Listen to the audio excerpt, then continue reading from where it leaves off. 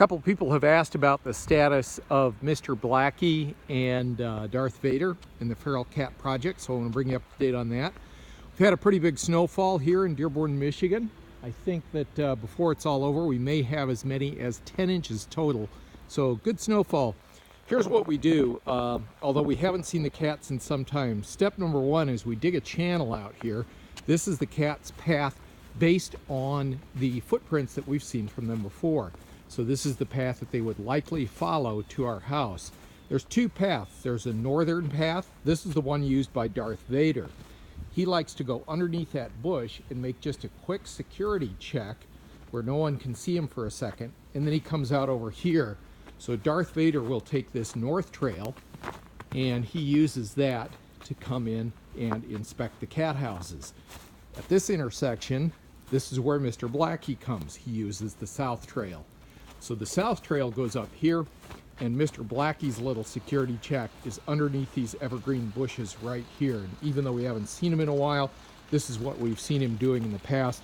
So we make sure to keep this open in case he decides to make a trip up here. So as we head over here to the cat village, there's the feeding station. We've got some fresh straw and some dry carpeting in the feeding station. This is Mr. Blackie's favorite house. This is the one that doesn't have the plastic door on it. And on the inside, when we open this up, that's his pressure-sensitive heated cat pad. You can see the insulation that we already added all the way around that.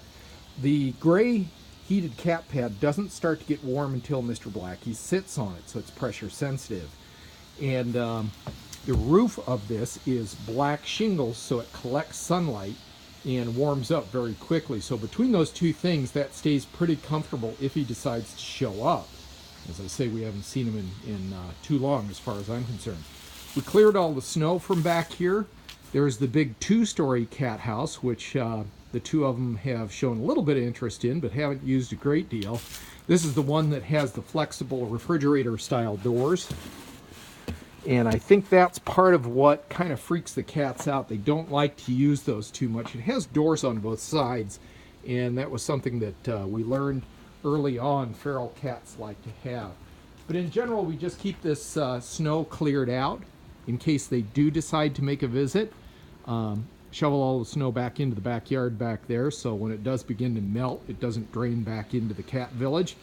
Dug out the trails, and hopefully we'll see these guys pretty soon. So really miss them, and looking forward to seeing them again this summer.